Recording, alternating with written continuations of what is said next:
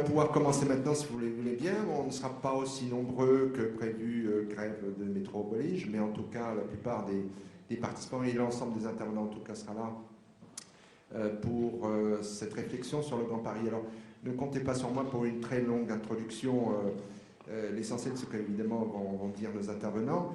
Mais cela dit, je crois qu'un bon débat, c'est toujours un débat qui prend ses marques au départ, c'est-à-dire pourquoi une xème fois, et avant peut-être d'autres nombreux débats de concertation, pourquoi intervenir sur ce sujet, pourquoi se rassembler et discuter sur ce sujet une fois de plus. C'est parce qu'il a semblé à certains d'entre nous, et donc en l'occurrence notamment aux organisateurs du Carême, que peut-être, et vous l'avez entendu déjà de la bouche de monsieur le maire ou de monsieur Mercier notamment, pas seulement, je pense à Jean-Claude Morel, peut-être que le débat n'a pas toujours été pris avec les bonnes formulations, avec les bonnes façons de dire les choses, et notamment pour le dire de façon beaucoup plus crue et peut-être plus caricaturale, un débat un peu centré sur un certain nombre de thèmes, certes tout à fait essentiels, comme le thème bien sûr des transports, mais moins consacré à l'économie et moins consacré, c'est peut-être ça le mot-clé que je vous propose pour notre débat, moins consacré à l'innovation. Lorsque l'on évoque Paris avec un habitant d'Helsinki ou avec un décideur économique de Stockholm, pour eux, c'est potentiellement c'est moi qui l'ajoute, un carrefour de la connaissance. Alors, est-ce qu'elle est véritablement dans une économie de la connaissance qui émerge? Nous sommes destinés, surtout l'Est parisien, bien évidemment ici, est-ce que nous sommes réellement destinés à aller vers un statut de capitale de la connaissance, de carrefour de la connaissance? Est-ce que véritablement c'est au titre de l'innovation de l'économie qu'il faut avoir ce débat? Nous le pensons, et c'est un peu dans cette optique-là que je voudrais que nos intervenants aujourd'hui s'expriment s'ils le veulent bien.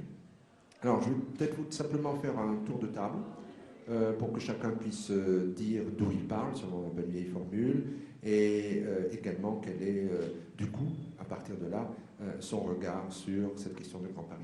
Alors, peut-être, monsieur le maire, est-ce qu'on peut commencer par vous? Non. Non. Eh bien, écoutez, monsieur Guessot, du coup, est condamné à prendre votre place. En même temps, il regardait à gauche et pas à droite. Donc, Joël Guessot, je dirais... Pour ce qui est des onomatopées politiques. Donc Joël Guessot, le directeur de l'agence de développement du Val-de-Marne, c'est une structure qui concourt au développement économique, dont le métier principal est bien sûr la promotion de l'image économique du Val-de-Marne et en même temps la prospection. Nous allons chercher des entreprises, nous facilitons leur installation, leur implantation et leur développement sur le territoire. Et puis, vous l'avez dit, c'est vrai que l'innovation, c'est très important. C'est très important aussi à l'agence de développement, car dans notre stratégie, bien sûr, il y a l'accompagnement, notamment de toutes les entreprises innovantes qui sont des startups en création et qui sont en développement sur les problématiques d'innovation. Merci beaucoup, M. Guessot. M. Berthaud. Donc, Pascal Berthaud, directeur général d'EPA Marne et d'EPA France, qui sont les deux établissements publics chargés d'aménager la ville nouvelle de Marne-la-Vallée. Christian Pépineau, donc président de la Chambre de commerce et d'industrie de Paris-Val-de-Marne. Donc l'objectif de la Chambre, c'est à la fois d'accompagner les entreprises, mais aussi de faire entendre la voix des entreprises, notamment dans ce projet, tel que je le disais tout à l'heure, à côté des politiques, à côté d'autres, dans le grand débat, c'est faire entendre la voix des entreprises. Et puisque vous avez la parole, le grand débat pour vous, quelle est la nature vraie du débat? Alors, le débat, je crois que le ministre tout à l'heure l'a bien défini. Pour nous, au fond, on a vécu très longtemps une opposition Paris-Province. On était vraiment dans du franco-français. Aujourd'hui, on s'aperçoit qu'effectivement, la concurrence, ce n'est pas Lyon, ce n'est pas Marseille, mais c'est vraiment le monde. On est ouvert sur ce monde et on s'aperçoit bien sûr du développement, notamment à l'Est, enfin, quand je dis très loin à l'Est, et donc il nous faut réagir. Alors Paris, c'est plus la capitale de la France, c'est une ville monde, comme on le disait tout à l'heure, une métropole. Et on ne peut plus envisager simplement Paris, mais bien Paris et toute sa richesse autour. Paris est un peu saturé, bon bien sûr, il y a beaucoup de centres de recherche, mais il y a aussi beaucoup d'opportunités autour de Paris. Et pour nous, ce grand débat, c'est effectivement, nous travaillons parallèlement à faire entendre les entreprises à essayer de voir quelles sont les grandes filières, quels sont les grands pôles que l'on va pouvoir développer donc, dans ce cadre. Et je crois que le débat est là, c'est-à-dire effectivement, bien sûr, pour un francilien moyen, et je suis un francilien moyen, avoir un métro, pouvoir me déplacer pour aller à mon travail, c'est quelque chose de très important. Mais aujourd'hui aussi, et vous l'avez défini, est-ce que demain, on va pouvoir développer de nouvelles connaissances? Je crois qu'aujourd'hui, il y a bien sûr le plateau de Saclay, mais il n'y a pas que le plateau de Saclay. Il y a aussi, par exemple, si on parle du cluster de Descartes, quelque chose d'important, on sent des pôles très importants autour. Et donc, cette réflexion doit amener à valoriser ces filières qui, c'est assez étonnant. On le voit à la Chambre, parfois on prend des nomenclatures sur un métier, sur une filière, et puis on s'aperçoit que les entreprises, quand on va les voir une à une, n'ont pas le sentiment d'appartenir à cette filière, de se connaître, de se reconnaître. Donc ce grand débat peut être aussi un moyen pour nous de bien cerner ces filières, de mettre les entreprises, de les faire se rencontrer, et surtout, notamment dans les PME, on a des PME très innovantes, mais ces PME ont parfois, il y a un vrai clivage avec les grands groupes. Eh bien, c'est à nous peut-être de faire prendre cette mayonnaise. Donc le grand débat, c'est bien sûr le transport, c'est ce qui va être le plus débattu, si vous voulez, mais c'est aussi une formidable opportunité de recréer, de mettre en valeur un certain nombre de filières, de richesses, et peut-être en agglomérant, je dirais, les entreprises qui travaillent sur cette filière, à développer encore cette richesse qui est cette ressource en tout cas. Enfin, on pourra en revenir après. On y reviendra dans un instant. Monsieur le maire. Je me limite à me présenter simplement. Déjà, oui. Et à votre vision. Je peux commencer. D'accord. Oui, alors donc, maire de Nogent, président de la communauté d'agglomération. Mais je vais vous étonner peut-être, je ne l'ai pas dit tout à l'heure, président de la Maison de l'Emploi et des Entreprises, et accessoirement vice-président de Paris Métropole. Et c'est pour cela, a priori, que vous m'avez invité. Absolument. Moi, je fais partie de ceux qui ont toujours considéré que pour être dans une grande agglomération, il fallait d'abord venir de quelque part. L'agglomération, pour moi, commence dans ma ville, le territoire de base, de référence. Et quand on est bien dans son territoire, on peut avoir une vision un peu plus élargie de l'agglomération dans laquelle nous sommes. Aujourd'hui, tout le monde parle de Grand Paris. Mais en réalité, le Grand Paris, il existe depuis longtemps, car du temps du département de la Seine, les collectivités avaient réussi quelque chose d'assez exceptionnel, c'était celle de créer des syndicats. Nous avons toujours un syndicat d'assainissement de l'agglomération parisienne, 8 millions d'habitants. Nous avons un syndicat pour l'eau potable, le CEDIF. Nous avons un syndicat pour les ordures ménagères. Nous avons un syndicat pour l'électricité, un syndicat pour le gaz. Et tout cela fait que nous avons déjà eu une approche Grand Paris au travers de ces syndicats. Et le Grand Paris d'aujourd'hui va être une nouvelle ambition, une nouvelle frontière pour nous tous. C'est en fait, l'enjeu il est simple, c'est passer de l'agglomération parisienne à la métropole parisienne. L'agglomération parisienne, comme son nom l'indique, c'est une agglomération de collectivités, les unes à côté des autres, qui se parlent quand elles ont envie, qui ne se parlent pas quand elles n'ont pas envie, et elles n'y sont pas forcées. Chacun pour soi, dans un cadre général de développement global. La métropole, c'est une autre approche. C'est une approche collective. C'est une approche consensuelle parfois, critique dans d'autres fois, et difficile parfois, parce qu'il faut se mettre d'accord.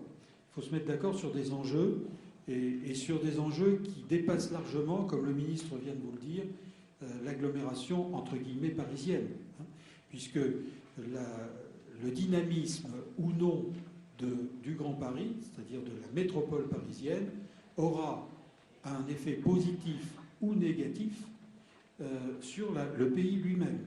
Parce que c'est pas parce que tout est centralisé sur Paris, c'est parce qu'il y a forcément un effet tâche sur l'ensemble du territoire à partir des réussites de certains territoires. Alors certains ont imaginé que le Grand Paris serait une progression concentrique de la capitale vers sa banlieue, sa petite couronne, voire au-delà. Vous savez, un peu comme cela s'est passé pour Belleville, on a absorbé Belleville, on a absorbé Montmour, etc.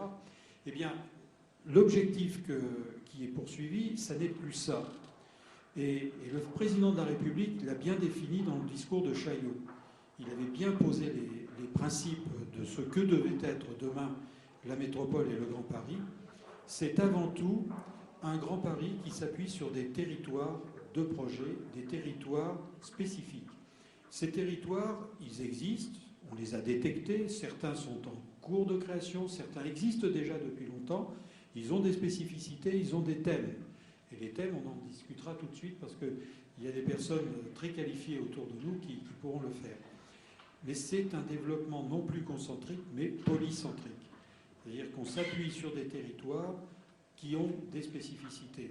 À l'Est, là, nous avons des spécificités. Et je trouve, comme je disais tout à l'heure, je trouve que ça nous va comme un gant, le territoire qui va s'occuper, qui va travailler, qui va faire des recherches, de l'innovation, la création d'emplois, etc., sur la ville de demain. Mais c'est monumental. Le panel est énorme. La ville de demain, c'est quoi? Ça commence à l'architecture, ça commence à l'éco-habitat, mais ça se poursuit sur les services aux citoyens, ça se poursuit sur la communication au sein des collectivités. Ça va beaucoup plus loin que la construction pure et simple d'une maison, d'un quartier, etc. Eh bien, nous avons déjà la matière grise, et M. Berthaud est beaucoup mieux placé que moi pour en parler. Nous avons déjà la matière grise, nous avons la volonté des élus, nous avons ce matin, j'en suis particulièrement heureux et puis fier parce que ça se passe à nos gens, de voir que les entreprises aussi ont la volonté et sont en train d'ouvrir un chemin ensemble, ce qui est encore mieux. Il ne reste plus qu'à mettre tout cela dans un même creuset pour faire de ce territoire est parisien un territoire qui demain sera un référent au plan mondial sur ce que doit être la ville post-Kyoto. Moi je trouve que c'est vachement intéressant que de participer de près ou de loin à cette aventure. Et si nous réussissons, nous ne réussirons pas pour nous, nous réussirons pour nos successeurs, nos enfants, et on leur offrira une agglomération qui sera devenue une métropole. Moi, mon rêve, c'est de faire en sorte que le Grand Paris soit le Paris, non pas métropole, mais le Paris des métropoles, qui se parleront entre elles au travers des réalisations qu'elles feront, qu'elles créeront dans les territoires sur lesquels elles sont implantées. La manière dont vous parlez, monsieur le maire, de Paris, va tout droit au cœur de Paris et de la ville de demain, tout droit au cœur du président de la Fondation des territoires de demain, puisqu'effectivement on a évidemment des analyses un peu semblables. Et ce que vous disiez des pôles, c'est vrai, mais aussi de ce que vous disiez sans le nommer, mais c'est bien la même chose, d'une économie du lien. L'économie de demain est une économie de lien. Donc c'est redoutable pour les collectivités territoriales. Bien sûr qu'il faut créer des pôles de compétences. Bien sûr qu'il faut attirer la matière grise, on l'a dit ce matin très bien. Mais ensuite, il faut tisser du lien entre l'ensemble de ces polarités de compétences, et ce n'est pas toujours facile. Monsieur Guessot, c'est une carte, je crois. J'ai une image là-dessus qui est tout à fait simple et les personnes présentes comprendront vite. Nous avons des pôles. Ça ressemble à des noyaux. Hein, et il nous manque, pour créer le Grand Paris, à créer bien le tissu intracellulaire. Et là, nous travaillons à créer ces liens, comme vous venez de le dire, parce que la pire des choses à traiter, ce sont toujours les interfaces. Hein, et les parties vides entre deux éléments fondateurs. Et il nous manque le tissu intracellulaire, mais on est prêt à le créer. Il faudra une rencontre sur cela et de manière très très pragmatique. Je disais, monsieur Guessot, vous avez joué cette carte, je crois, de Paris déjà depuis quelques années, depuis 5 ans. Oui, nous aussi, c'est un peu dans notre approche. Le Grand Paris, depuis la création de l'agence de développement, c'est-à-dire depuis 5 ans, vous le disiez. C'est vrai que la problématique d'interface est importante, la formule est belle, et je crois qu'aujourd'hui, on sent bien que sur le territoire francilien, la métropole parisienne, déjà qu'on n'a pas à rougir en en comparaison avec d'autres grandes métropoles. On est en première division, on est dans la course d'écran, donc sachons le dire, ça fait du bien et sans complexe. C'est vrai quand on débat en Ile-de-France, et c'est encore plus vrai quand on débat à l'international. On est en compétition avec les grandes métropoles européennes et internationales, et c'est à ce niveau-là qu'il faut qu'on soit, qu'il faut se mettre. Alors, bien évidemment, on peut mieux faire. On peut progresser, déjà parce que nos concurrents progressent également. On est dans un terrain de compétition. Et pour progresser, je crois que vous le disiez, c'est vrai que ça dépend en grande partie de notre capacité à nous parler.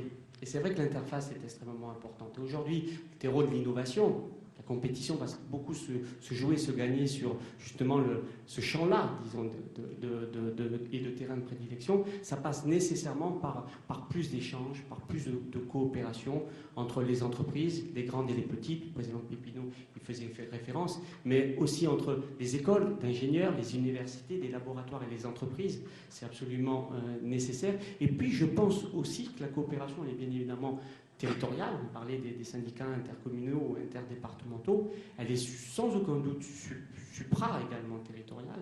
Et dans la coopération, je crois qu'il y a aussi les coopérations internationales.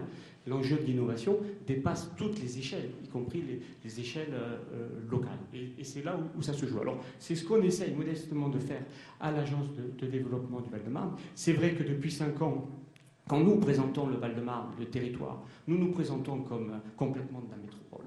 C'est Paris-Val-de-Marne que nous mettons en avant. C'est notre carte de visite. On joue bien évidemment sur la renommée et l'image de la capitale, et en même temps, on fait écho de toutes les spécificités et les particularités, tous les atouts du Val-de-Marne et de l'Est parisien, bien évidemment, dans ce cadre-là. C'est comme ça qu'on se montre et c'est comme ça qu'on nous voit. Parce que bien évidemment, pour un investisseur ou une entreprise internationale, quand elle parle de Paris, en même temps qu'elle parle de Paris, elle est dans le Val-de-Marne, en Seine-et-Marne, dans le Val d'Oise, elle est dans la métropole parisienne, et c'est son champ de réflexion et d'analyse. Donc voilà, ça c'est un point. Depuis 5 ans, nous sommes comme ça et nous assumons complètement. Alors c'est plus facile d'assumer à l'international que des fois sur le territoire, et c'est pour ça que je suis très content de voir qu'aujourd'hui le débat sur la métropole est en train de bien avancer. Et en termes d'attractivité, c'est une vraie attractivité européenne en ce qui vous concerne. C'est-à-dire que notre but, c'est de faire venir des entreprises internationales, européennes, parce que nous nous appuyons sur l'aéroport international qui est l'aéroport d'Orly, qui dessert très bien l'Europe. Donc c'est bien évidemment à partir de ces destinations que nous travaillons nos stratégies de promotion et de prospection. Donc c'est vrai notamment en direction de l'Espagne et de l'Italie, où nous avons de vrais résultats. Chaque année, c'est entre 6 et 8 entreprises espagnoles qui s'implantent dans le Val-de-Marne. On a même un produit spécifique, un centro de negocios qui leur est dédié. On est en train aussi de bien avancer sur les entreprises italiennes, où on a des coopérations avec des clusters espagnols, des clusters italiens. Et puis, comme vous avez pu le constater également, l'aéroport international d'Orly s'internationalise. Et donc aujourd'hui, il y a de nouvelles destinations qui sont proposées par l'aéroport, dont certaines ont été accompagnées par les acteurs territoriaux, notamment des liaisons directes sur New York et sur Washington, ce qui conforte et contribue, disons, à l'attractivité du Val-de-Marne. Et comme ça a été dit par M. Martin, c'est aussi bien positif pour le Val-de-Marne que ça l'est pour toute la métropole. Parce que les portes d'entrée de la région parisienne, elles sont d'abord à Roissy et d'abord à Orly. Plus ces aéroports, plus ces acteurs économiques-là seront de dimension internationale, et plus l'ensemble du territoire profitera de ce dynamisme. Monsieur Berthaud, aborder la question de Grand Paris sous l'angle de l'innovation, ça vous va bien également? Oui, tout à fait. Je voudrais d'abord, en réaction aux interventions précédentes, que cet essai d'agglomération polycentrique, il avait été tenté à l'époque des villes nouvelles, avec cette idée justement de créer des nouveaux centres qui soient un petit peu autonomes. Et force est de constater qu'au bout de 40 ans, à la fois le pari a été à moitié réussi, parce que, si je prends l'exemple de Marne-la-Vallée, c'est à 300 000 habitants, un taux d'emploi qui est de 1, donc qui est plutôt bon. Mais à la fois, on n'a pas réussi à créer autre chose finalement que des banlieues qui fonctionnent bien, et on n'a pas réussi effectivement à créer des métropoles qui soient autonomes au sein d'une grande métropole. Alors c'est vrai que par rapport à ça, Nous avons beaucoup réfléchi depuis 2 ans au schéma de développement, en disant finalement quel est le petit plus supplémentaire qui fait qu'on peut passer d'une banlieue qui fonctionne bien à une métropole dotée de tous ses attributs. Et c'est vrai que ce qui nous a semblé être aujourd'hui un des atouts majeurs de ce territoire, c'est la présence d'un campus de recherche sur lequel il y a 10 000 étudiants, il y a 1500 chercheurs, sur une thématique qui est unique. Alors c'est d'ailleurs une belle réussite quelque part, puisque à cet endroit-là, à Descartes, il n'existait strictement rien en 1982. C'était vraiment une décision politique forte, prise, assumée pendant 25 ans, de délocalisation, de relocalisation, de création d'une université, qui fait qu'aujourd'hui, on a un centre de recherche sur les thématiques de la ville qui est du même ordre de grandeur, en taille, que le centre de recherche sur les thématiques de la ville de Berkeley, par exemple. Donc ça, on a fabriqué quelque chose qui est de niveau mondial, et évidemment maintenant l'enjeu c'est finalement comment peut-on à travers ça tirer du développement économique. Alors on a beaucoup travaillé à la fois sur les aspects scientifiques, sur les aspects économiques et sur les aspects urbains. Sur les aspects économiques, à travers l'identification d'un certain nombre de filières, que ce soit tous les services que l'on peut apporter aux urbains, bien sûr les services traditionnels, que ce soit les transports, l'assainissement, des choses de ce type, mais aussi tous les nouveaux services, notamment d'information en temps réel, notamment les services numériques, tout ce qui peut tourner autour de la réalité virtuelle. Et on a donc identifié, un petit peu décrit sur le stand à l'étage au-dessus, 9 filières sur lesquelles maintenant nous travaillons, que ce soit avec la CCIP 94, que ce soit avec l'agence de développement spécifique que la Seine-et-Marne a créée sur le site de Descartes. Travaillons à approfondir ces filières pour arriver effectivement petit à petit à la fois mettre en place les conditions de création d'entreprises, je dirais directement à partir de ces labos de recherche, et bien sûr les conditions pour attirer des entreprises. Je crois qu'en réalité, l'analyse que nous en avons aujourd'hui, c'est que nous avons absolument tout ce qu'il faut pour réussir, tous les ingrédients sont là.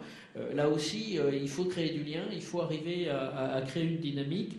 Et c'est vrai qu'en ce moment, nous travaillons beaucoup sur un projet d'institut d'excellence sur la ville durable, dont l'idée serait justement, à travers des quartiers expérimentaux, ce qu'on appelle des living labs, de créer effectivement un marché, si j'ose dire, de créer des quartiers sur lesquels on puisse expérimenter en temps réel, sur lesquels finalement, à partir de ces innovations mises au point dans les labos de recherche, on puisse les tester directement, avoir quelque chose qui soit vivant en permanence et qui puisse justement servir d'écrin à l'éclosion d'entreprises.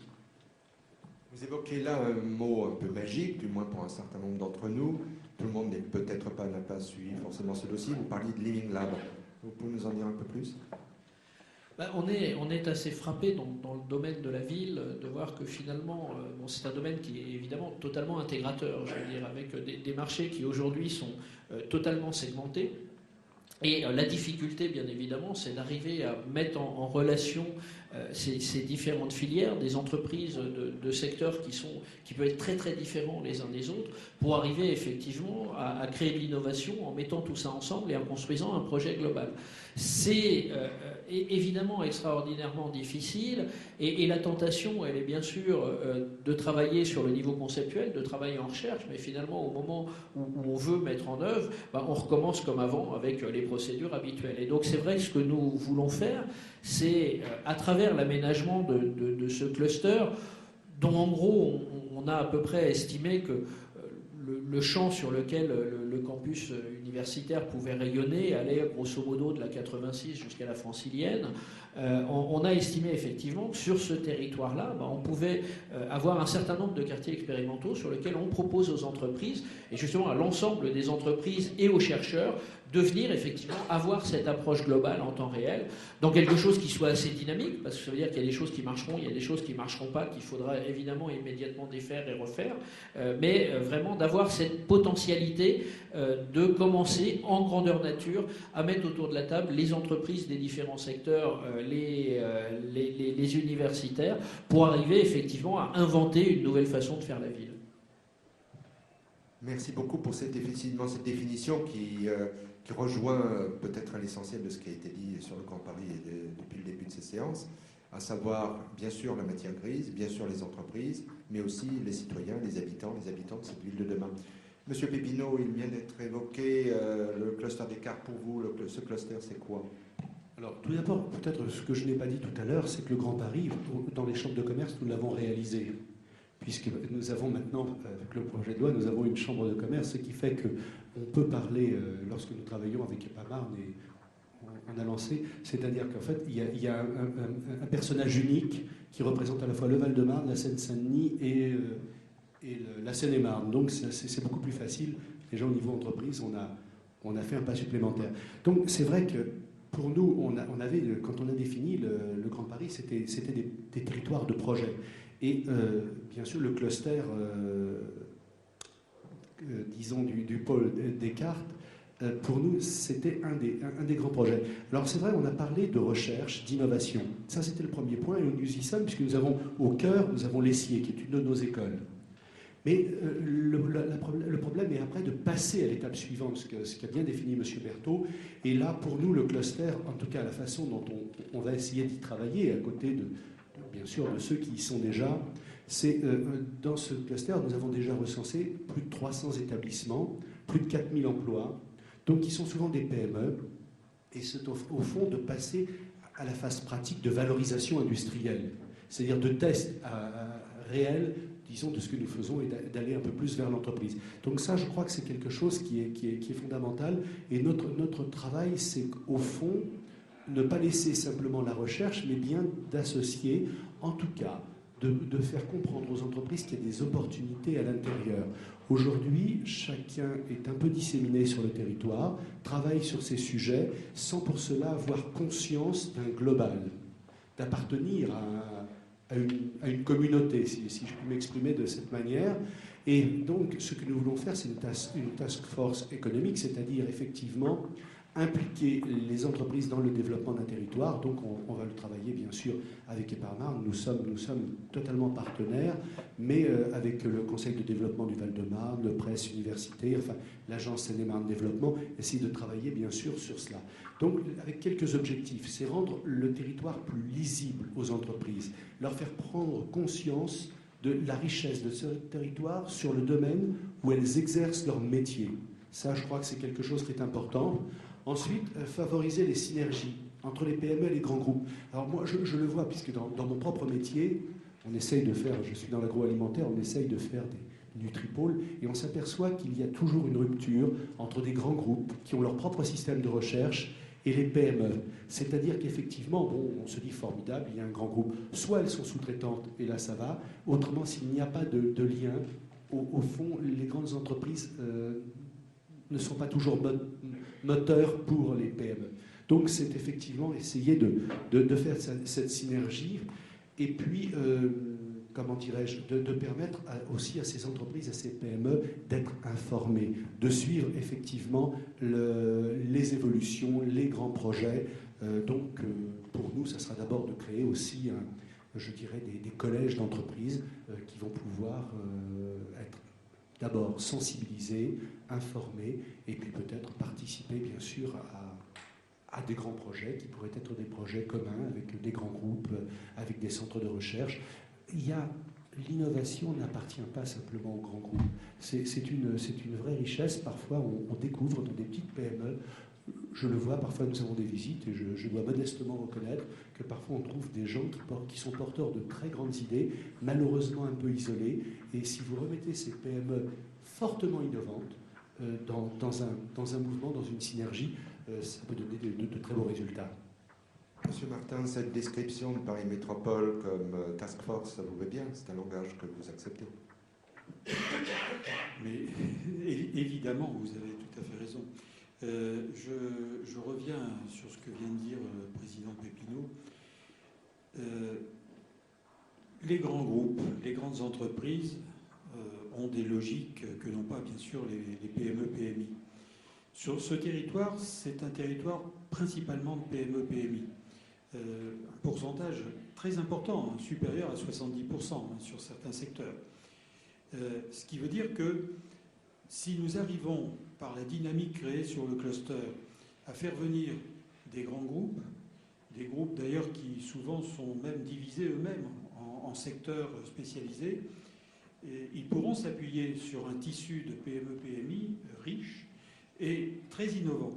Et souvent, je plaisantais avec M. Guessot à l'instant, je disais souvent c'est l'inverse qui se passe, c'est que c'est le grand groupe qui absorbe la PME-PMI qui a été très innovante pour intégrer ce développement dans son projet d'entreprise.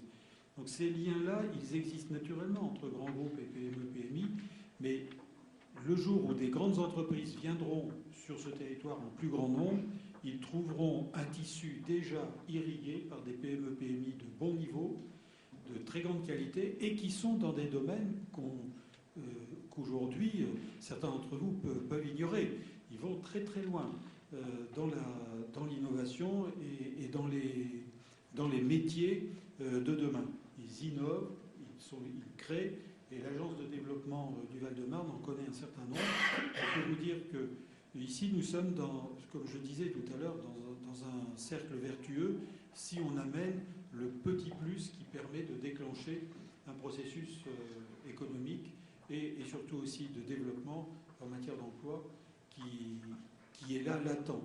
Et puis, il y a certaines publicités qui le disent au plan de l'artisanat. Il est certain que les PME-PMI, quand ça marche, il suffit que chacune embauche une personne pour que tout de suite ça se voit. Alors que les grands groupes, en général, pour s'optimiser au plan financier, ils passent leur temps, au contraire, à centraliser, à spécialiser, voire même à réduire les effectifs de production et de marketing. Donc là, le territoire sur lequel nous travaillons là en ce moment est un territoire qui est prêt à jouer sa mutation parce qu'il est déjà irrigué par un tissu très dense d'acteurs économiques disons du niveau moins de 100 personnes. C'est à peu près ça. Monsieur Guessot, Monsieur Martin vient de dire que vous avez un certain nombre d'illustrations, alors vous pouvez nous les donner.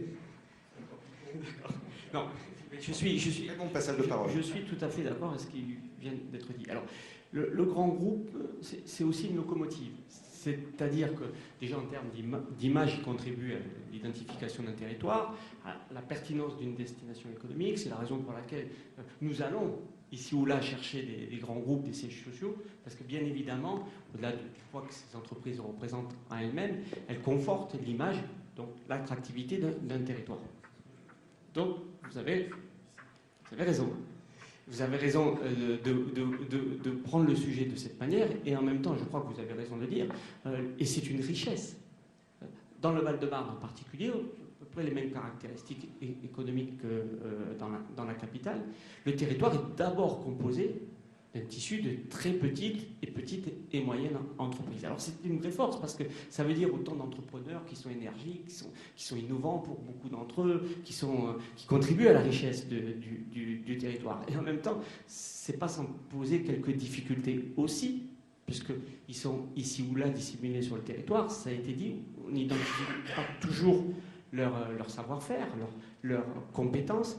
Ils sont seuls ou des fois avec quelques salariés autour d'eux, donc petits. Donc lorsqu'il y a des contextes économiques difficiles, sûrement plus fragilisés que des grands groupes. Et quand on disait que c'était important dans le domaine de l'innovation de favoriser les coopérations, de faciliter les interfaces, il est évident que ce sont les premiers qui, des fois, sont en entente de ces coopérations et de ces interfaces, et en même temps, pas toujours les moyens en leur sein de pouvoir y arriver, se faire connaître, être identifié par un grand groupe, une institution, un territoire. Et c'est là où je pense que nous portons tous une part de responsabilité, parce que si les choses s'améliorent, moi je vois concrètement qu'elles s'améliorent. Dans 2 jours, ici même, au pavillon Baltard, nous organisons une convention d'affaires, Métidov, qui se tient pour la 6e fois, qui va réunir 400 entreprises innovantes, d'ailleurs un certain nombre d'entreprises étrangères. Les choses avancent. Donc voyons aussi ces avancées-là. Mais en même temps, on voit bien qu'il faudrait qu'on avance peut-être plus rapidement pour renforcer la compétitivité francilienne. Et là, nous avons tous un peu notre part de responsabilité. Les commençons par le commencement. Les organismes comme le nôtre, l'agence de développement, il faut qu'on aille plus loin dans les actions que nous menons, dans l'efficacité aussi de celle-ci pour renforcer les interfaces. D'autres institutions, les politiques, on a la chance aujourd'hui, on a M. Martin aux côtés de dirigeants d'entreprise. Enfin, moi je vois le mal que j'ai à ce que les politiques, même si on a avancé dans les dernières années, rencontrent les entreprises, les dirigeants d'entreprise. Ils ne sont pas assez nombreux sur le terrain, ils ne sont pas assez nombreux, impliqués, mobilisés sur les questions de développement économique. De la même manière, les grands groupes, je vois le mal, alors que c'est la 6e fois que nous organisons Meetinov cette année, le mal que l'on a à les associer. Et pourtant, on est connu, réputé pour bien mobiliser et bien impliquer les dirigeants d'entreprise. Là aussi, la comparaison ne nous met pas en défaut. Mais c'est toujours un exercice périlleux, difficile, et donc les entreprises ont aussi beaucoup de difficultés à les rencontrer. Et lorsqu'elles les rencontrent, le risque, c'est ce que disait M. Martin, le risque, c'est que ce ne soit pas dans une logique de coopération, de partenariat, et qu'on se serve des uns très vite pour récupérer leur savoir-faire, leur intelligence, leur innovation, mais on risque que, justement, on handicape ensuite la petite entreprise et le potentiel de développement qu'on a. Et enfin, l'université et les laboratoires. Les grandes écoles, là aussi il y a des avancées. C'est vrai quand on voit l'université qu'on a très bien représentée sur le territoire qui est Paris-12 Val-de-Marne, on voit bien que malgré les efforts que l'université fait, aujourd'hui les laboratoires se tournent plus souvent vers les entreprises, il y a des plateformes qui sont organisées. Pourtant, ça reste là encore difficile et pas suffisant. Alors j'ai envie qu'on bouscule un peu tout ça, les uns et les autres, qu'on soit plus attentifs, et c'est vrai que je crois que c'est nécessaire, ça a été dit, du côté des entrepreneurs, du côté des entreprises. Je crois qu'elles peuvent largement contribuer au devenir du Grand Paris, à en assurer le succès. Et c'est justement en termes de construction de projets et de nouvelles gouvernances, de nouvelles métropoles, je crois qu'il y a aussi des scénarios nouveaux à inventer dans les mécanismes de prise de décision et dans ceux qui sont aussi appelés à exercer des responsabilités. Voilà, enfin, je ne peux pas dépasser mon rôle, mais il me semble que quand on écoute les entreprises, c'est aussi des fois ce qu'elles ont envie de dire assez fort. Monsieur le maire, vous disiez à l'instant, c'est ce que je veux faire. Est-ce qu'on peut en savoir plus? C'est ce que je veux faire de façon très concrète. Après plusieurs années de réflexion, de travail, d'études, eh bien, j'ai anticipé sur les fameux contrats territoriaux qui s'appuieraient sur des gares en lançant un projet, le projet du centre d'affaires Nogent-Baltard. Nogent-Baltard, c'est aujourd'hui encore un parking d'intérêt régional de 700 places, affreux, qui est utilisé par une centaine de personnes de temps en temps. Ce sont des terrains dont la RATP a hérité et dont elle n'a pas fait la valorisation. Et après quelques études, après une mise en concurrence de partenaires, eh bien, aujourd'hui, nous venons de sortir d'une enquête publique et au conseil municipal du 18 va passer le lancement de cette opération de façon très officielle, c'est-à-dire qu'en fait, le partenaire pourra déposer ses permis de construire parce qu'on aura adapté nos règles d'urbanisme au projet que nous voulons. Qu'est-ce que nous voulons? Créer sur ce pôle RER, donc la ligne importante d'Île-de-France, qui est le RER A. D'ailleurs, on a intérêt à y réfléchir parce qu'elle est en train de tomber, elle était en train de tomber en miettes.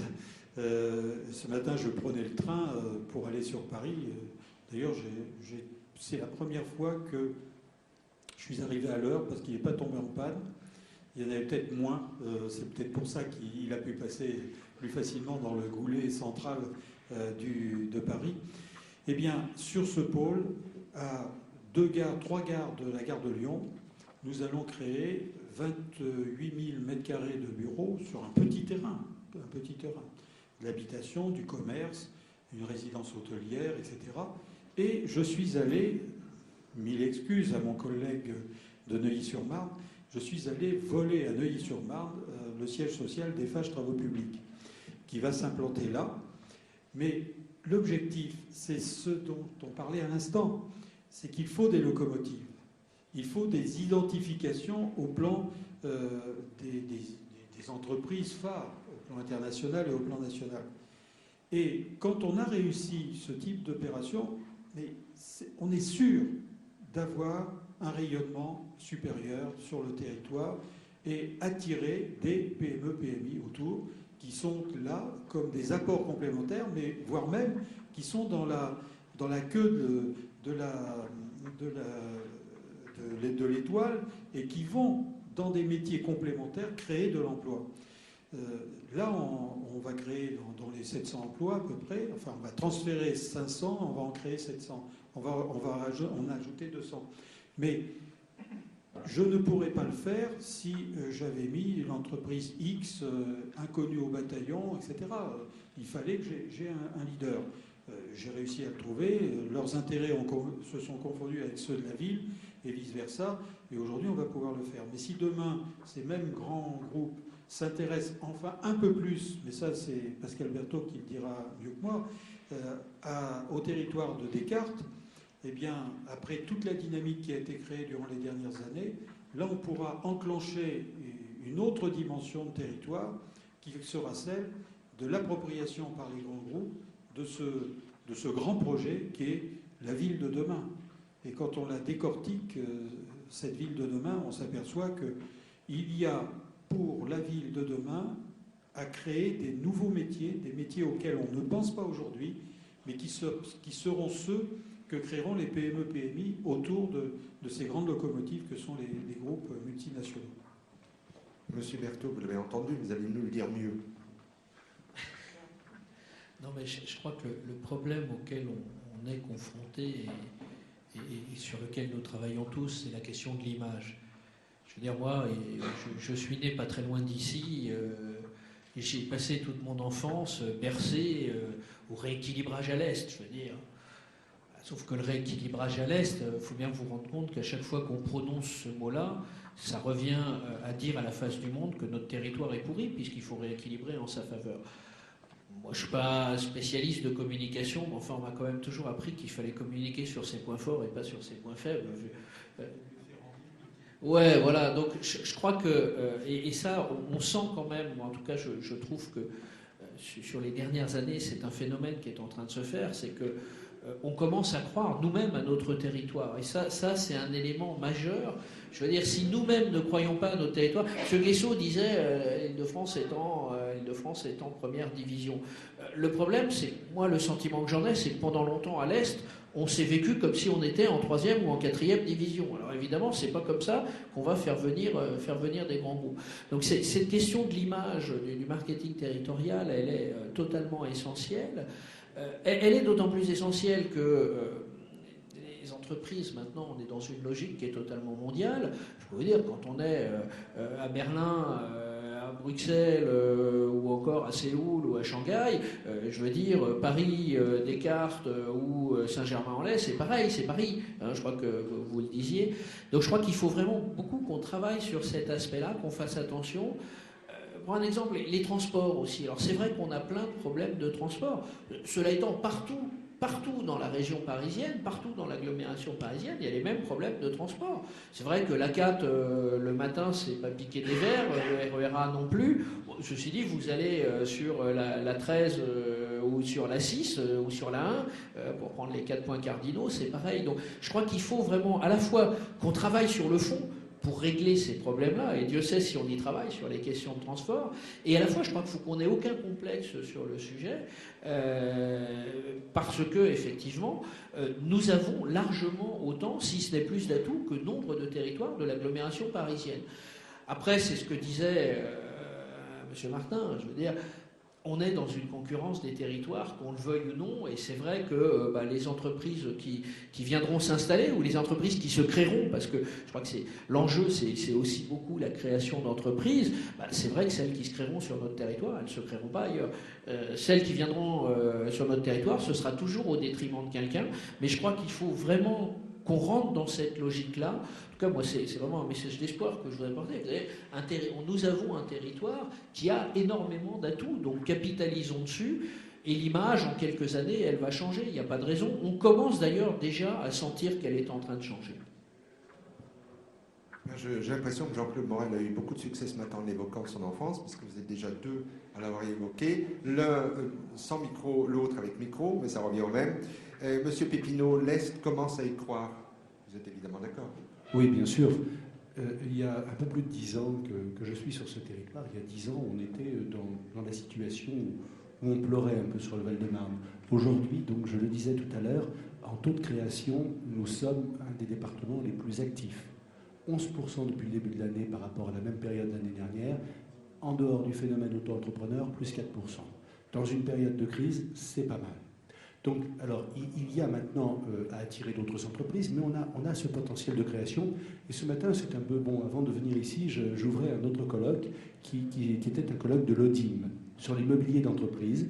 C'est-à-dire qu'aujourd'hui, il ne suffira pas, non, surtout sur la partie val-de-marnaise, il ne s'agira pas simplement de faire des incantations, de dire aux entreprises « venez chez nous », mais si on fait venir des petites entreprises, il faudra envisager la possibilité de les faire grandir chez nous. C'est-à-dire qu'il va falloir... Il faut les accompagner, mais les accompagner aussi de façon dans l'immobilier. C'est-à-dire concevoir, quand on parle PME par rapport à des grands groupes, un grand groupe vient, définit combien il lui faut, s'installe. Une PME, justement, à fort potentiel, il y a ce vrai problème qui existe, c'est que demain, elle va grandir. Alors, la faire venir, c'est bien, mais après, comment est-on capable de l'accompagner dans son développement sur le territoire? Ça sera aussi un des sujets que nous aurons à voir très, très clairement pour pouvoir les garder chez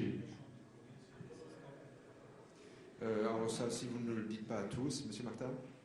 Je dirais que Monsieur Pépineau nous annonçait que la Chambre de commerce allait créer des postes d'assistante maternelle pour accompagner les nouveau-nés en tant qu'entreprise, c'est ça? Non, mais nous les accompagnons déjà. On a déjà créé dans le département donc notamment des fonds d'intervention pour les entreprises à potentiel. On a beaucoup parlé de création d'entreprises.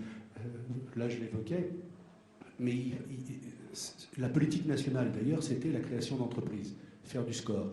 Or, en fait, il y a deux types de création d'entreprises.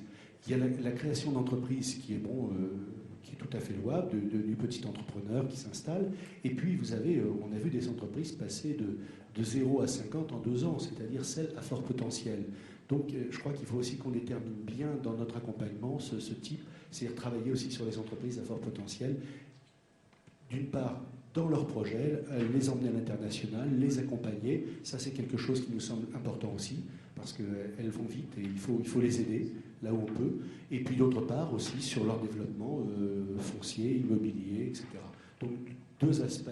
Cet aspect d'accompagnement, effectivement, de l'entreprise.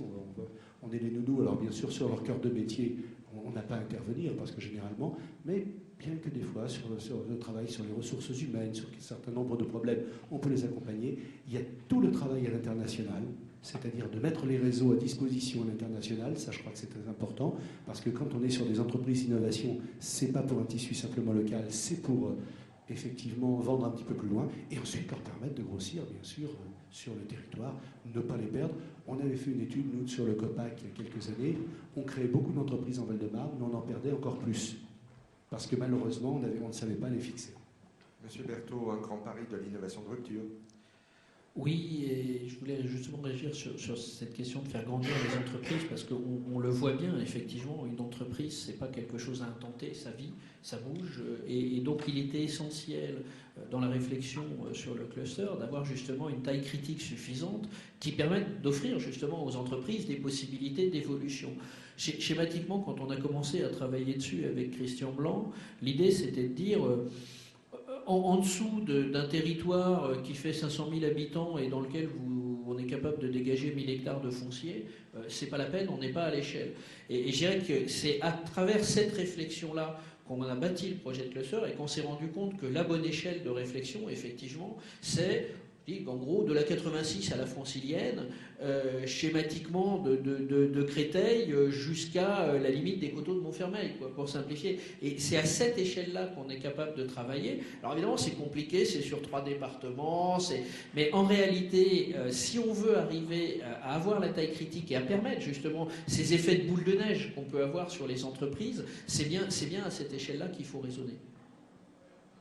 Alors lentement que nous allions vers notre conclusion. Alors, Monsieur Guessot, le futur de cet Est parisien, pour ne pas seulement parler du Grand Paris, mais peut-être surtout de l'Est parisien ici, ce futur à l'échelle des fameuses 15 ou 20 années évoquées, vous le voyez comment?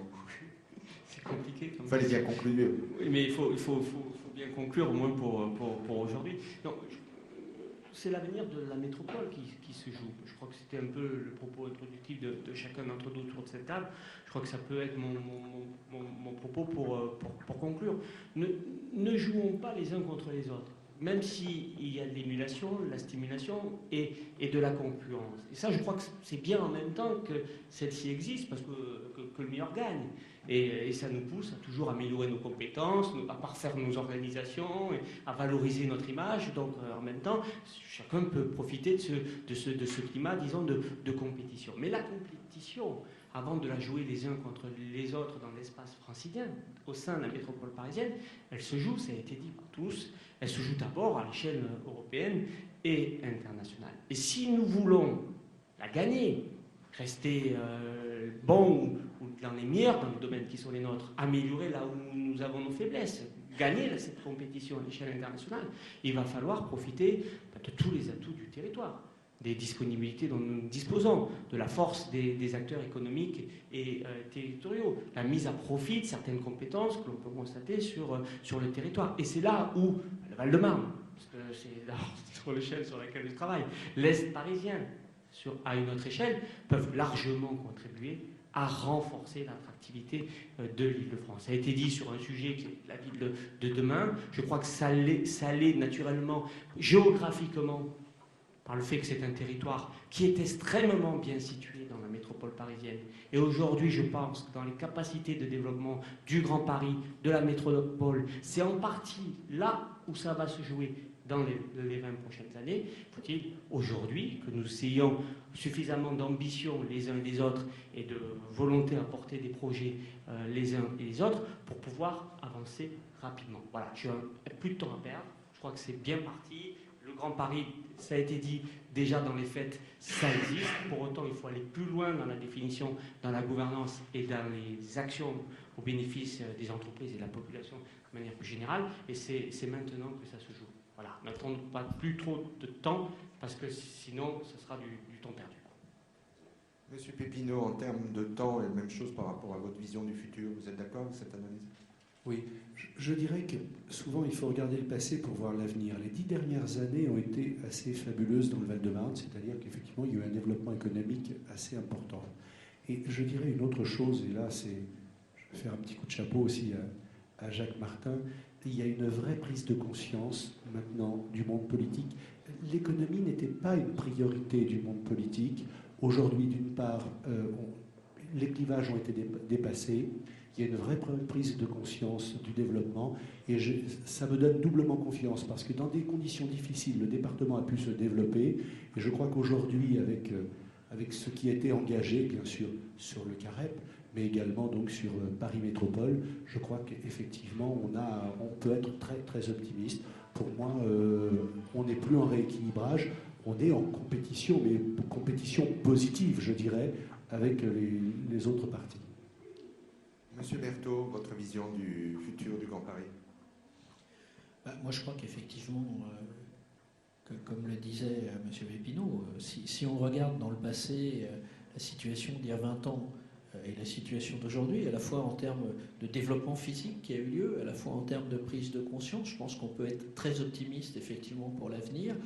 Moi, je suis vraiment frappé de voir qu'aujourd'hui, ce concept d'agglomération polycentrique, plus personne ne le conteste. Je crois qu'on est bien dans cette idée-là. Alors, évidemment, ça prendra du temps, c'est compliqué, il y a les structures existantes, comment on fait bouger les choses. Mais j'ai vraiment le sentiment qu'aujourd'hui, sur le fond, on est parti sur la bonne direction. Et donc, encore une fois, en regardant 20 ans derrière, si on se projette dans 20 ans, je pense que la situation sera très différente de ce qu'elle peut être. Donc oui, résolument optimiste sur la mise en œuvre du Grand Paris. Alors après, on l'appelle l'agglomération parisienne, Grand Paris, Paris Métropole, enfin, quelle que soit la façon dont on l'appelle, c'est vraiment cet objet commun dont je crois qu'à peu près tout le monde maintenant a pris conscience que c'était un objet commun. Monsieur Martin, vous ne vouliez pas du premier mot, vous aurez le dernier. Donc, votre ville dans 20 ans? ma ville dans 20 ans, ben, je vais vous faire une confidence. Je l'imagine dans un cadre beaucoup plus élargi que le territoire de ma ville. Parce que ma ville, c'est à la fois une nostalgie sur ce qu'elle a été, et ça peut être une ambition sur ce qu'elle peut apporter à une dynamique comme celle du Grand Paris. Le Grand Paris, le Grand Paris ne sera ni de gauche ni de droite. Le Grand Paris, ça ne sera pas, disons, un concept qui prendra en compte et qui se laissera enfermer dans les logiques administratives existantes. Le Grand Paris, c'est quelque chose de plus important pour nous tous, c'est dépasser les clivages politiques, mais aussi dépasser les frontières et les limites territoriales qui nous polluent la vie quand nous voulons faire évoquer un certain nombre de projets.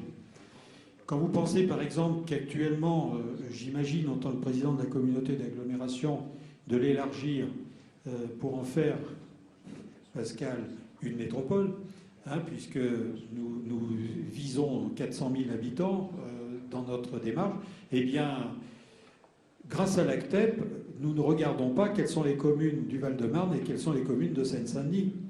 On travaille ensemble avec Rony, Seine-Saint-Denis, on travaille ensemble avec Neuilly-sur-Marne, avec Noisy-le-Grand quand ils veulent bien, parce qu'ils ont un caractère de chien, Champs-sur-Marne, parce que le maire, c'est une femme, et je tiens à vous le dire, elle est vachement dynamique et elle a une vision énorme de ce qu'est doit être le Grand Paris, ce que doit être le Grand Paris, ce que n'ont pas certains hommes d'ailleurs, je dois vous dire, parce que vous êtes beaucoup plus pragmatique et beaucoup plus réaliste, et vous voyez là où ça bloque et là où on peut passer.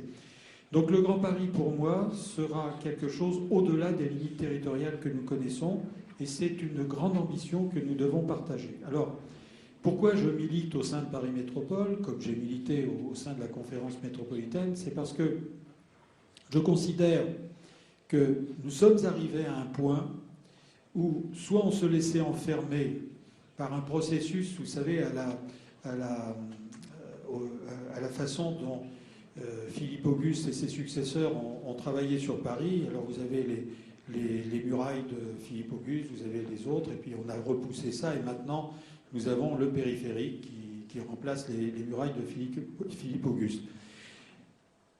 Il y a une vie au-delà du périphérique. Et ça sera la condition de la réussite du Grand Paris. Il y a une vie au-delà du périphérique, et je pense que le Grand Paris demain sera vraiment la concrétisation de tous les espoirs que nous avons le jour où nous ne parlerons plus de banlieue. La banlieue, c'était quelque chose d'intéressant à une certaine époque. Aujourd'hui, nous sommes dans une vision planétaire du développement des métropoles. Elles doivent jouer un rôle très important si elles veulent exister et pérenniser leurs acquis. Eh bien, demain, le Grand Paris sera le Paris du développement, mais du développement pas uniquement économique. Ce sera le Paris du développement de la qualité de la vie et surtout aussi du développement des solidarités. Parce qu'on ne peut pas laisser des territoires à la traîne. Quand vous pensez qu'aujourd'hui, quand vous êtes à Clichy-Montfermeil, pour aller sur Paris, pour aller sur le Bourget, vous devez prendre un bus qui arrive toujours en retard et que vous n'arrivez pas à sortir de votre territoire pour jouer votre carte et tenter votre chance, eh bien ça, c'est un des défis que nous devons relever dans le cadre du Grand Paris. Et les projets de transport, dont on a parlé un peu tout à l'heure, sont intéressants dans la mesure où, notamment, le réseau du Grand Paris va passer par Noisy-le-Grand, par Champs-sur-Marne, mais aussi par Sevran, par Clichy, par Montfermeil, par le Bourget. Passer dans des territoires qui n'osaient même pas penser qu'ils étaient dans un futur développement de cet hypothétique Grand Paris. Donc ce Grand Paris, il faut que nous le voulions tous ensemble, mais ce ne sera pas le Grand Paris, et je conclurai par ça, ce ne sera pas le Grand Paris des élus. Les élus ne sont là que pour accompagner, pour créer des mouvements, pour créer des incitations, pour créer un chemin. mais ce sera le Grand Paris des entrepreneurs aussi. Ceux qui ont envie de créer et de partager ce qu'ils ont créé avec des employés, avec des emplois, etc. Donc c'est une aventure collective où chacun aura joué son rôle. Le tout, c'est que nous trouvions chacun notre place dans cette aventure. Et aujourd'hui, on se parle. Nous travaillons au sein de Paris Métropole avec la Chambre de commerce, avec un certain nombre d'acteurs économiques. Nous travaillons aussi avec d'autres acteurs de l'Île-de-France.